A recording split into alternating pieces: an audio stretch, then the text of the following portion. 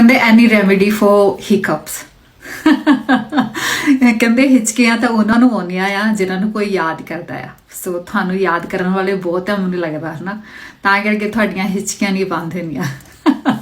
ਚਲੋ jokes apart, medical reason ਵੀ ਹੋ ਸਕਦਾ ਆ ਕੋਈ ਨਾ ਕੋਈ। ਜੇ ਬਹੁਤ ਟਾਈਮ ਤੱਕ ਤੁਹਾਨੂੰ ਹਿਚਕੀਆਂ ਆ ਰਹੀਆਂ ਨੇ, ਹਿਕਅਪਸ ਆ ਰਹੇ ਨੇ, ਤੇ ਇਹ ਤੁਹਾਨੂੰ ਚੈੱਕਅਪ ਜ਼ਰੂਰ ਕਰਾ ਲੈਣਾ ਚਾਹੀਦਾ। ਉਹਦਾ ਸਿਆਣੇ ਕਹਿੰਦੇ ਹੁੰਦੇ ਕਿ ਕਈ ਵਾਰੀ ਆਪਾਂ ਰੋਟੀ ਕਾਲੀ ਕਾਲੀ ਖਾ ਲਈਦੀ ਆ ਨਾ, ਤੇ ਫਿਰ ਉਹ ਆਪਣੇ ਜਿਹੜੀ ਖਾਣੇ ਵਾਲੀ ਫੂਡ ਪਾਈਪ ਹੈਗੀ ਆ ਉਹਦੇ ਵਿੱਚ ਕੋਈ ਨਾ ਕੋਈ ਜਿੱਦਾਂ ਬਲੌਕੇਜ ਹੋ ਜਾਂਦੀ ਆ, ਉਹਦੇ ਕਰਕੇ 에ਅਰ ਪਾਸ ਨਹੀਂ ਹੁੰਦੀ। ਸੋ ਇਸ ਕਰਕੇ ਆਪਾਂ ਨੂੰ ਹਿਚਕੀ ਜਿਹੜੀ ਇਹ ਲੱਗ ਜਾਂਦੀ ਆ। ਇਹਦੇ ਕਪਲ ਆਫ ਮੈਂ ਦੱਸ ਦਿੰਦੀ ਹੈਗੀ ਆ ਵੀ ਕਿੱਦਾਂ ਆਪਾਂ ਨੂੰ ਇਹਦੇ ਤੋਂ ਛੁਟਕਾਰਾ ਮਿਲ ਸਕਦਾ ਆ।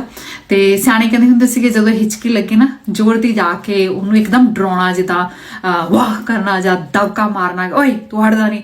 ਸੋ ਕਈ ਵਾਰੀ ਇੱਕਦਮ ਉਹਦੇ ਨਾਲ ਵੀ ਤੁਹਾਡੀ ਜਿਹੜੀ ਹਿਚਕੀ ਰੁਕ ਜਾਂਦੀ ਹੁੰਦੀ ਸੀਗੀ। ਪਰ ਐਨੀਵੇ ਤੁਸੀਂ ਠੰਡਾ ਪਾਣੀ ਪੀ ਸਕਦੇ ਹੈਗੇ ਆ, ਪਾਣੀ ਪੀਣ ਦੇ ਨਾਲ ਵੀ ਹਿਚਕੀ ਰੁਕ ਜਾਂਦੀ ਹੈ। ਤੇ ਸਾਹ ਨੂੰ ਥੋੜਾ ਚਿਰ ਰੋਕ ਕੇ ਰੱਖੋ, ਜਿੰਨਾ ਚਿਰ ਤੁਸੀਂ ਰੋਕ ਸਕਦੇ ਹੈਗੇ ਆ, 2 3 4 5 ਮਿੰਟ ਜਿੰਨਾ ਵੀ ਸਾਹ ਨੂੰ ਰੋਕ ਕੇ ਰੱਖੋ। ਉਸ ਦੇ ਨਾਲ ਵੀ ਜਿਹੜੀ ਹਿਚਕੀ ਆ ਜਾਂ ਇਹਨੂੰ ਆਪਾਂ ਹਿਕਅਪਸ ਕਹਿ ਦਿੰਦੇ ਆ, ਉਹ ਰੁਕ ਜਾਂਦੇ ਨੇ।